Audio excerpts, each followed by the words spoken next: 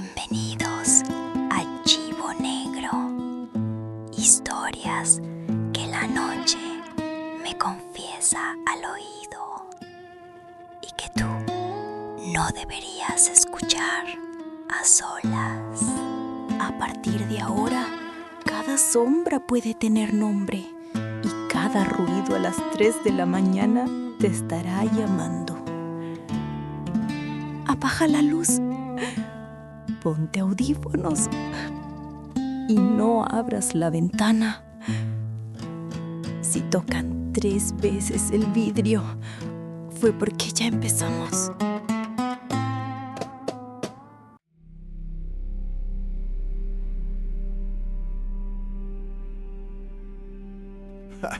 ¡Ah, qué belleza de historia, criatura!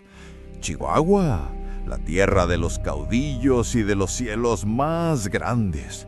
El lugar donde lo vasto te hace sentir que la insignificancia es solo una ilusión y que hay algo o alguien siempre mirando desde más arriba.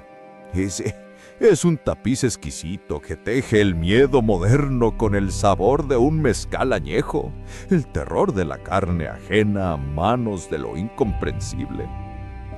Me gusta esa Paulina, la artista que pinta el sol, pero que duerme con la luna en los ojos.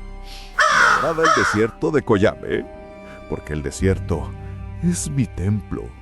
Ahí, donde la arena absorbe la sangre y el silencio se vuelve un coro de secretos. Ahí es donde florezco. Pero déjame tomar esta historia tuya, este boceto prometedor, y darle el grosor, el peso, la textura de un mal sueño del que no puedes despertar.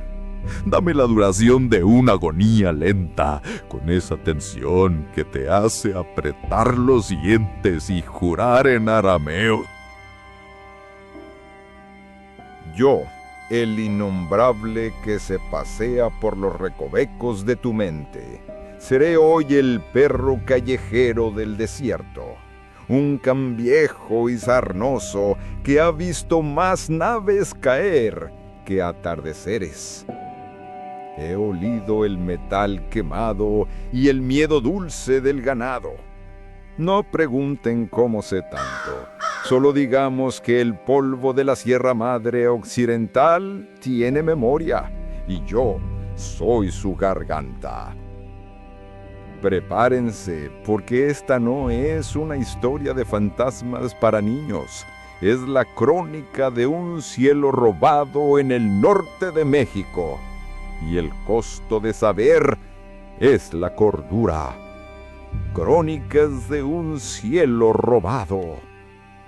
El caso de Paulina Valdés. Dicen que el desierto es mudo. Una falacia de la gente que vive donde llueve, donde el bullicio de los mercados y el claxon del metro ahogan la verdad. El desierto, amigos míos, no es mudo, es paciente. Es 1.000.000 de kilómetros cuadrados de oído puro, guardando secretos bajo las dunas de Samalayuca tan viejos que la Biblia parece una nota de prensa de anteayer. Y no hablo de tesoros de Pancho Villa o de huesos de mamut. Hablo de las costuras del cielo. En Chihuahua, el estado grande, las noches son una tinta que se derrama sobre las montañas. La gente cuando mira hacia arriba cree ver constelaciones. Yo que he estado mirando esa oscuridad desde que la tierra era solo una alberca de lodo caliente, les digo que no son solo estrellas, son faros. Y a veces esos faros bajan. Hace poco más de 5 años, este lugar se volvió el sitio de caza de algo que, francamente, me importa un pepino si lo llaman alienígena, entidad interdimensional o el carajo de la chingada. Yo solo sé que es una broma de buen mal gusto que se repite. Testigos de Coyame, de Ojinaga, de Delicias, juran y perjuran, y mira que jurar sobre la Biblia aquí es cosa seria, que vieron algo. No un avión, no un drone, algo que no hacía ruido, salvo por un zumbido agudo que se metía directo en el cerebro como una aguja helada, y que dejó su hedor, ozono y metal quemado, como si el mismo cielo hubiera defecado una tuerca gigante. Pero el desierto es hábil, es un carajo sutil. Solo elige a los que no tienen voz, a los que no saben que han sido elegidos. Y ahí entra ella, Paulina Valdés. Una veinteañera Que pintaba cielos en sus lienzos y que sin saberlo cargaba un pedazo de ese cielo robado metido bajo la piel. Su historia es la confirmación de lo que siempre he sabido. Cuando miras demasiado el abismo, a veces el abismo te da un puñetazo en la cara y te quita las llaves del coche. Esto, criaturas, no es un cuento, es un expediente. Y yo les juro que no necesitan creer en Dios para tenerle miedo a las cosas que no tienen nombre. Paulina Valdés, 20 años y la frescura de una noche de primavera en la colonia San Felipe, Chihuahua capital. Sus lienzos eran, como bien dicen, una fiesta de pigmentos terrosos, pero su subconsciente era una cueva de hielo. Yo, que soy la sombra que baila en esas visiones, sé que la repetición no es un accidente, es un martillo, es el entrenamiento. El ser humano, tan engreído con su complejidad, es increíblemente maleable con la constante repetición. Paulina se despertaba con un terror que no venía de una imagen, sino de una sensación. La parálisis, la luz sin fuente. Ese es mi toque favorito, el diseño de la nada. Cuando la luz emana del aire mismo, anula la arquitectura, anula el refugio. Te dice, no tienes dónde esconderte, criatura. Estamos donde tú estás. Ella recordaba la mesa fría, un olor a hierro oxidado y desinfectante de hospital viejo. Y las entidades. Los grises, tan cliché en la mitología y sin embargo tan efectivos. Pequeños, eficientes, con esos ojos que no ven sino que consumen. Eran los cirujanos de lo incognoscible, metódicos sin prisa. Y luego los mantis. Los mantis, altos, delgados, la aristocracia de la abducción. Ellos no se rebajan al tacto. Ellos dan la orden con la presencia, con esa calma que solo la superioridad evolutiva puede permitirse. Paulina solo veía sus siluetas en la luz difusa, pero sabía quién mandaba. La marca detrás del lóbulo, perfecta, como si la hubiera puesto un láser de precisión, una firma en la carne. La medicina, ese juego de adivinanzas con bata blanca, solo podía encogerse de hombros. ¿Estrés? Estrés, mi abuela en tacones. El punto de inflexión fue la noche del 15 de septiembre. Una noche donde, irónicamente, los mexicanos se echan a la calle a gritar libertad y ella la perdió completamente.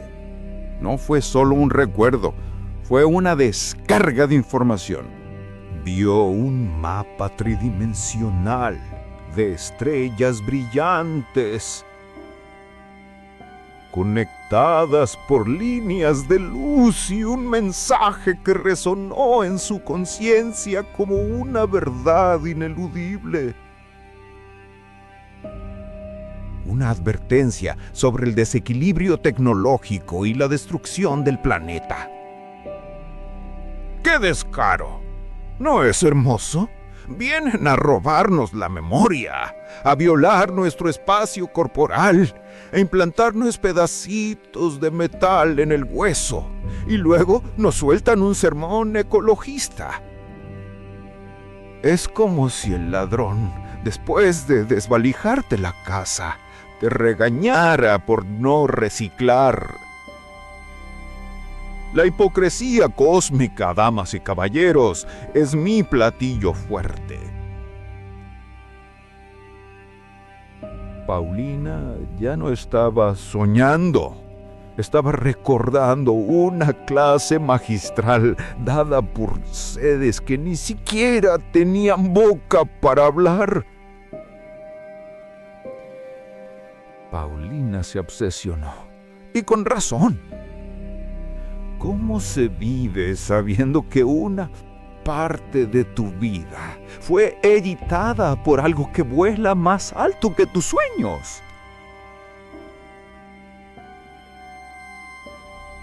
Empezó a dibujar, y sus dibujos eran un informe forense del terror. Carla, su amiga, la voz de la conspiración necesaria, fue la que encendió la mecha. Pau, por el amor del mero Sancarajo, mira esto. El tiempo perdido, la amnesia, la mala memoria de los abducidos. Te suben, te bajan y te borran el lapso. Como si le dieran el reset a tu cerebro.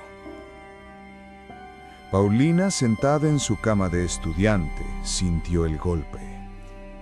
El tiempo perdido. Había ocurrido muchas veces. Salía del bar El Aren en el centro, cerca de la avenida Teófilo Brunda, a las 2 de la mañana. Se prometía llegar a casa en la San Felipe a más tardar a las 2:30. Pero de repente ya estaba en su sala. El reloj marcaba las 5:15 y ella solo recordaba haber encendido el motor. 3 horas de vacío puro. ¿Había bebido de más? ¿La secuestró un asaltante?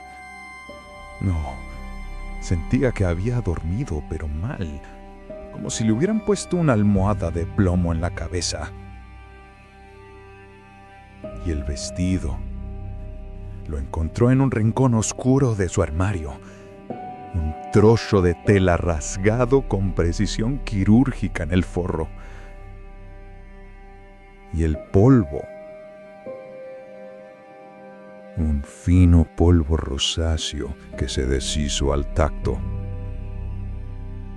Betty Hill. El caso clásico, la mujer que en los años 60 también encontró polvo en su coche. Esto es lo que me fascina. El ritual es el mismo en los 60 en Nueva Hampshire que en el 2020 en Chihuahua. No improvisan. Mateo, el hermano, ingeniero, la columna vertebral del escepticismo. Paulina, por la gran madre que me parió, eres estudiante de artes, tienes la cabeza en las nubes, estás estresada. Unos pinches círculos sin internet y ya te crees la protagonista de una película del Toro. De su gestión. Y sí, su lógica era impecable. La mente humana es un teatro de sombras que ama los guiones dramáticos. Pero Paulina no se rindió. Mira el coche, Mateo. El Ford que compraste de segunda mano. Revisa el toldo. Mateo lo hizo, con la sonrisa condescendiente del que iba a demostrar que su hermana es una chiflada. Era de noche, en la cochera de la casa familiar, bajo la luz de un foco amarillento. Y ahí estaban, 3 círculos concéntricos, como si alguien hubiera puesto a descansar algo muy caliente y pesado sobre el metal. Estaban allí. Mateo sacó su brújula. Silencio, solo el sonido del viento. El ingeniero, el que cree en el plano cartesiano y el cálculo diferencial, vio cómo la aguja se volvía loca, giraba en círculos histéricos sobre las marcas y a unos centímetros se calmaba. El pragmatismo se tambaleó.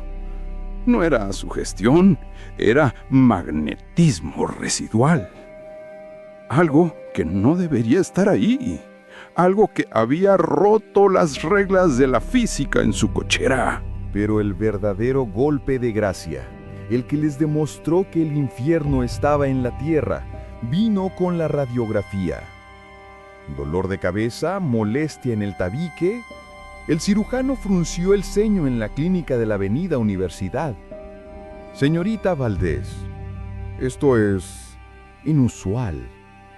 Es un objeto diminuto, metálico, alojado en la cavidad nasal. No hay señales de trauma ni de infección. Está ahí, como si lo hubieran insertado con precisión. Pero el implante nasal no era el único intruso. Paulina, con el dedo temblando, se tocó la cicatriz diminuta detrás de la oreja derecha, esa que siempre le picaba, como un secreto mal guardado. El doctor Morales ordenó otra placa, y ahí estaba. Un segundo punto brillante alojado en el tejido blando del óvulo, más sutil. 2 marcas. Y no tengo la menor idea de qué material es. No se parece al titanio o al acero quirúrgico. Un implante. Paulina tenía un espía en la cabeza, un pedacito de metal ajeno y frío que probaba que sus sueños eran registros, no fantasías. El escepticismo de Mateo se convirtió en pánico frío. Era hora de buscar a alguien que entendiera el lenguaje del delirio. La decisión fue ir a la Ciudad de México. Una escala. El desierto es para la acción, pero la verdad se guarda en los archivos y en los consultorios caros de las colonias viejas. Doctor Ricardo Morales, psiquiatra jubilado, especialista en regresión hipnótica en casos anómalos. Tenía su consultorio en una casa de la colonia Roma, en la calle de Zacatecas, con muros de más de 100 años que parecían diseñados para guardar secretos a gritos. Mateo pagó la primera consulta con el dinero que tenía ahorrado para un enganche. La verdad tiene un precio en esta ciudad y casi siempre es alto. Morales tenía una voz de terciopelo. De esas voces que te invitan a dejar la conciencia en la percha y entrar desnudo a la verdad. Paulina, profundamente hipnotizada, regresó y la verdad salió de su garganta como un vómito helado. Conducía por una carretera solitaria en las afueras de Chihuahua cuando el motor de su coche se apagó súbitamente. Las luces parpadearon y murieron. Una luz intensa, azulada, inundó el paisaje, descendiendo del cielo. Luego, la sensación de flotar, de ser elevada dentro de un haz de luz cónico hacia una nave que describió como una almeja metálica que se abre. El relato era puro, desprovisto de metáforas. Era un reporte técnico, no un sueño. La precisión en la descripción de la nave, el haz de luz cónico, las entidades mantis esperándola con la calva de un capataz. En la segunda sesión llegó al núcleo, el examen, el implante. Pero también la lección de humildad. Le mostraron imágenes de su propio futuro y el de la Tierra. Vio el colapso, vio ciudades en llamas, tierras áridas y escuchó una advertencia telepática sobre una plaga creada por los humanos. Y una inminente guerra mundial que haría que la piel de la gente se derritiera de sus cuerpos. Ah, los moralistas del espacio. Les digo que son unos carajos cínicos. Pero el terror de Paulina era genuino. Vio su propio funeral de civilización. Carla, mientras tanto, no se quedó quieta. En la sala de espera investigó en su laptop el rastro del metal quemado y dio con el clavo. Coyame, 1974. Coyame, Chihuahua. Un nombre que para los ufólogos es como la Meca. Carla le mostró a Mateo la nota que encontró en un blog de ocultismo que citaba archivos periodísticos de la época, posiblemente del Heraldo de Chihuahua o La Prensa. Mateo, escucha esto. El 25 de agosto de 1974, dos objetos se estrellaron, un ovni y una avioneta civil que lo estaba persiguiendo.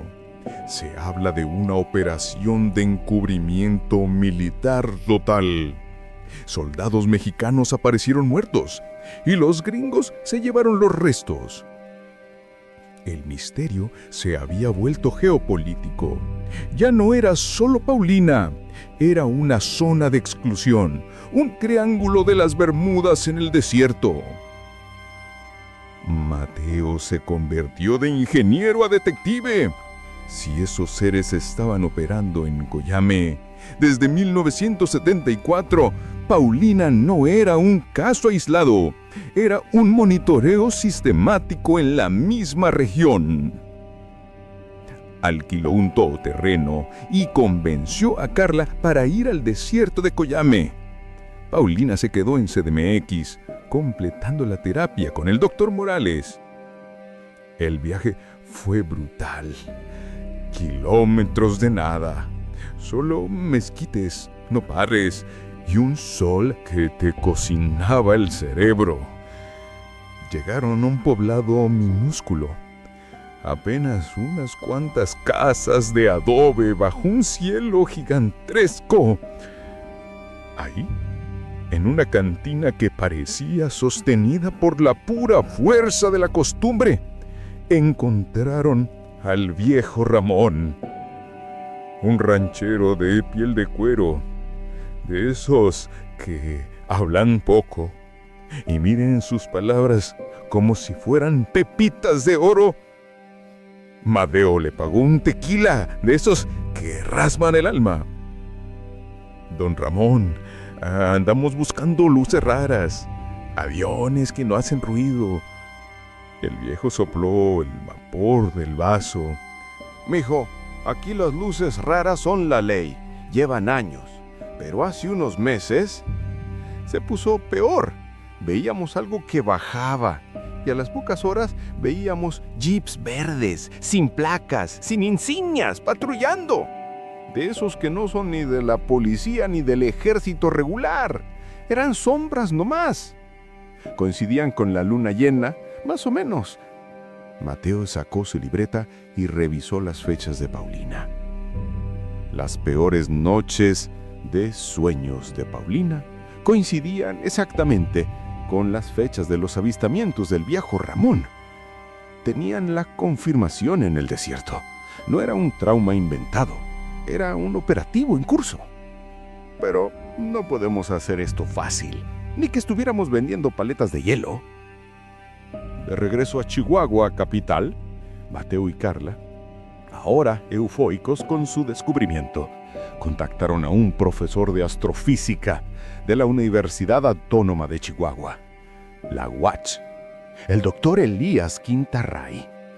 Querían que validara el magnetismo residual en el coche y el mapa estelar que Paulina había dibujado en trance. El doctor Quintana, un hombre con un doctorado de una universidad de Texas y el ego del que tiene la razón por defecto, revisó el coche. Interesante, magnetismo residual. Sí, podría ser, pero... ¿sabe? Una vez unos muchachos en la colonia Nombra de Dios vinieron con algo similar. El origen, una fuga de energía de un transformador al que chocaron por accidente, o tal vez un rayo. El magnetismo residual en metal es común.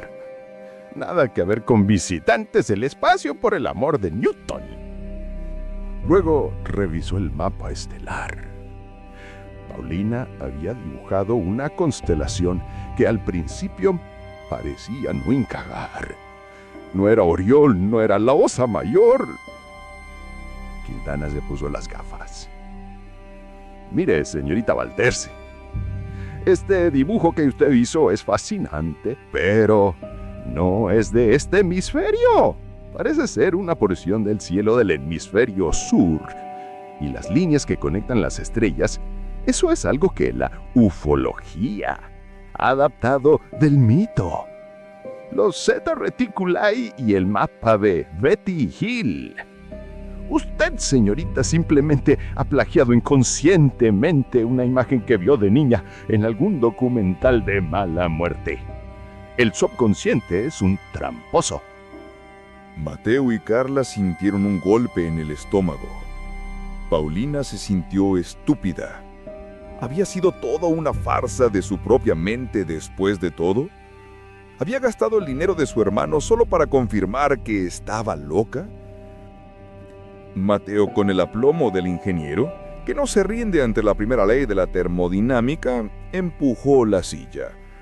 Con todo respeto, doctor Quintana. ¿Y el implante en la nariz? ¿La voz que no era la suya? ¿Y el polvo rosa en la ropa? El doctor Quintana, sonriendo con suficiencia. El implante es un misterio médico, no astronómico. ¿Y la voz? La mente en trance hace cosas raras, joven. Es disociación. Si quieren conspiración, vayan a la plaza de armas a que les lean las cartas. Yo les ofrezco ciencia. El camino se había atascado. Habían gastado semanas en validar un fenómeno y un solo científico arrogante lo había desmantelado con lógica fría y referencias culturales. El diablo se ría. La gente siempre encuentra la manera de negarse la verdad más obvia. Mateo y Carla regresaron a la CDMX, desmoralizados. El doctor Morales, que había escuchado la conversación por teléfono, les dijo que volvieran cuanto antes. Vuelvan. El escepticismo es un escudo, pero no es una prueba. La mente de Paulina está agrietada. La próxima vez que entre, vamos a la fuente. Vamos a pedirle a ellos que hablen. Ya no buscaban la explicación, buscaban la confrontación. Paulina regresó al consultorio de la Roma. Se recostó en el diván, su mente un barco a la deriva entre la locura y la certeza. Morales la guió, la llevó a la nave. La mesa fría, los grises, el mantis. Paulina, quiero que preguntes. Pregunta sobre el mapa. Diles que no se parece a nada. Él lo hizo. En el trance, su voz era un susurro gutural. El mapa... no lo entiendo. El doctor Quintana dice que es falso, que no es de aquí. Y entonces ocurrió. Paulina cerró los ojos con fuerza, empezó a llorar, pero no de tristeza, era una furia helada. La voz que salió no era la del mantis, no era la de Paulina. Era una mezcla de tonos, como si 10 personas estuvieran hablando a través de un tubo oxidado. Una voz sin género ni acento. El mapa es correcto. El doctor Quintana es un engreído que solo mira la cubierta. El cielo que vieron es el que será visible desde el hemisferio norte cuando la inclinación del eje de la Tierra cambia. ¡Boom! El cambio de eje. Un evento geológico cataclísmico. Mateo y Carla se miraron. No era una simple constelación. Era una proyección temporal ligada a un desastre global. Y luego la voz se hizo más clara, más nítida, y resonó en la habitación llena de una incisiva, elegante y absolutamente apabullante maldad. Estamos usando a este individuo para hacerles llegar un mensaje. No están solos en el universo. Hay otras razas que estamos alejados de ustedes, pero los estamos observando. Hemos sembrado la semilla de la verdad en la roca más dura. La mentira está en su cabeza, no en la nuestra. Su insensatez y su autodestrucción es un experimento fallido y venimos a recolectar los datos antes de que se vayan al carajo por completo. Morales, el psiquiatra, estaba blanco. Esto no era disociación. Era una comunicación directa, fría y jodidamente cínica. Una entidad, a través de una joven asustada, les había llamado experimento fallido. Paulina despertó del trance sin el menor recuerdo de lo que se había dicho, pero estaba cambiada. El miedo se había evaporado, reemplazada por una resolución de acero. El doctor Morales le puso la grabación. Escuchó la voz ajena, la amenaza de cambio de eje, el insulto final. Paulina, dijo Morales, ya no eres una víctima, eres un canal. Han roto el protocolo y han decidido usarte para asustarnos. El mensaje fue para nosotros tres, no para ti. Mateo, ahora sin una pizca de escepticismo, volvió a la UH. Esta vez no fue al doctor Quintana, sino a la biblioteca. Buscó en archivos viejos de geología y astrofísica. No encontró nada sobre un cambio de eje inminente, ni un solo estudio. El mensaje era una amenaza, o una mentira bien fundamentada. Pero encontró una nota de 1975 en la hemeroteca, un suplemento cultural de la prensa, una entrevista a un viejo astrónomo del Observatorio de Zacatecas. El astrónomo hablaba de una hipótesis de cataclismo que circulaba en círculos cerrados, que una raza tecnológicamente superior podría haber desarrollado la capacidad de modificar la inclinación de los polos en planetas considerados desechables. El mensaje no era una predicción, era una advertencia de capacidad.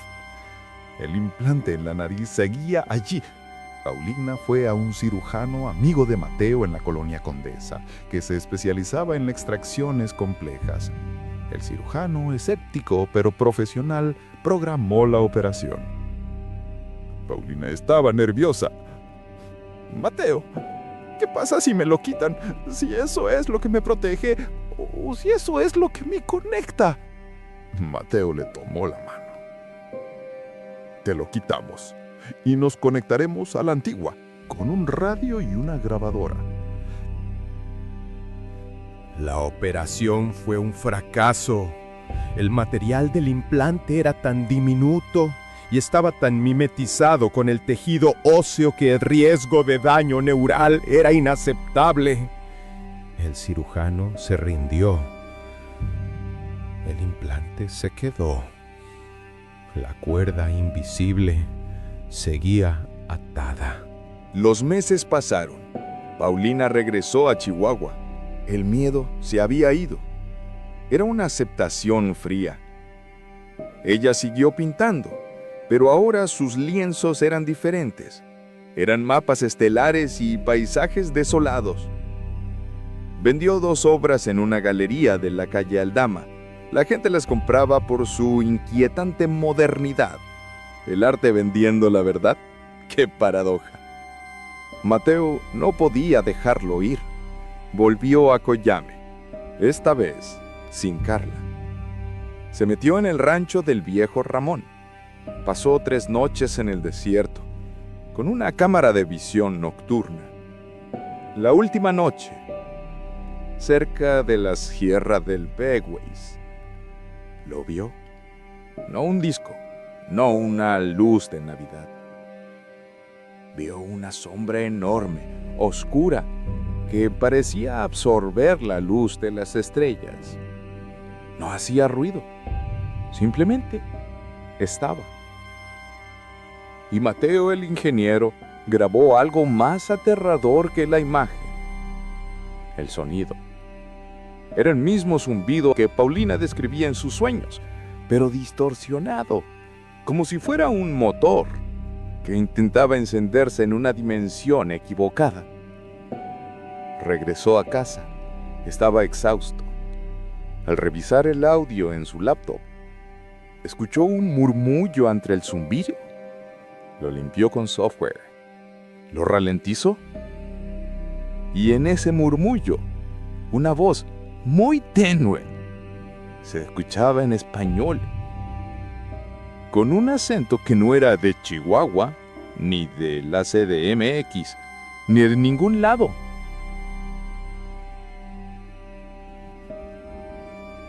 El recipiente está listo. Regresaremos. Mateo le mostró la grabación a Paulina. Ella se sentó en silencio en el estudio. El recipiente. Eso soy yo. Una caja de datos. La noche del 12 de noviembre de 2022, Paulina estaba sola en casa. Mateo había salido a comprar una cena de emergencia en un puesto de tacos cerca de la Avenida Tecnológico. Carla estaba en El Paso. Paulina estaba dibujando. De repente, sintió el frío familiar. No era el bienpal, era un frío interno que le apagaba la sangre. Su cabeza empezó a latir con una presión insoportable, como si el implante estuviera siendo activado remotamente. Se levantó para ir al baño. Al pasar frente al espejo del pasillo, se detuvo. Su reflejo estaba parpadeando. No su imagen, el reflejo.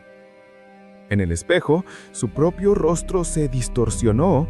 Los ojos se hicieron completamente negros, como los de un gris. La boca se alargó y luego vio el reflejo, que ya no era Paulina, sosteniendo algo en la mano. Era un pequeño cúmulo de cristal que brillaba con una luz interna azulada. La otra Paulina, la del espejo, no emitió sonido. Simplemente rompió el cristal azul contra la superficie del espejo. Y en el mismo instante, Paulina sintió un pinchazo agudo detrás de su oreja y otro en su nariz. Cayó al suelo, la visión inundada de luz azul. Cuando Mateo regresó a las 11 de la noche, la encontró en el suelo de la sala, con la nariz sangrando levemente y la cara empapada de sudor frío. Tenía una quemadura leve, circular, en el antebrazo. Mateo la levantó. Estaba consciente, pero en shock. ¿Qué pasó, Pau, en la madre? Paulina lo miró con los ojos muy abiertos, sin parpadear. Mateo, regresaron. Se llevaron la prueba. Estaba en la habitación. Me sacaron algo que no sabía que tenía. Mateo revisó la habitación. No había nada roto. Solo el polvo rosáceo, esta vez en abundancia, en la alfombra, en la punta de sus dedos. Pero al revisar el espejo del pasillo, Mateo sintió que la bilis se le subía a la garganta. No estaba roto, pero había una cicatriz horizontal como un rayón de diamante justo en el centro. Lo que sea que se llevaron, lo hicieron a través de la propia Paulina, como si ella fuera una puerta, y lo confirmaron rompiendo una barrera invisible que ella no sabía que existía. El implante sigue en su nariz. La quemadura sanó, pero la cicatriz quedó. Paulina ya no pinta el desierto. Pinta puertas estelares, fracturas en el cielo y siempre, en una esquina, un pequeño punto azul. Se llevaron una prueba, un dispositivo de comunicación o la semilla de la destrucción que habían implantado en el desierto. Paulina Valdés, la artista de Chihuahua, ahora era un portal roto, una criatura de dos mundos. Y la noche en el desierto seguía siendo grande y terriblemente silenciosa. Yo, el viejo perro, solo me quedé oliendo el metal quemado y el miedo dulce. Ellos volverán, no hay duda. Siempre regresan por los datos.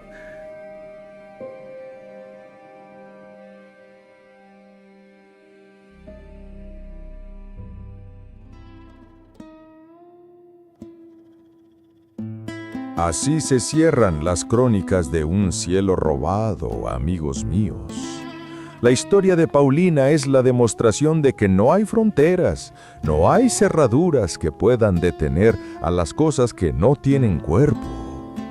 Es la prueba de que el miedo es muchas veces la única respuesta lógica ante lo incomprensible. Mateo sigue investigando en Coyame. Carla está obsesionada con el mapa estelar. Paulina solo espera la siguiente clase, el siguiente examen. Porque, ¿qué carajo? Una vez que sabes que hay ojos viendo tus secretos, es imposible volver a dormir. Y a mí, al narrador que se cuele en sus sueños y les cuenta estas bellezas del terror, solo me queda decirles una cosa.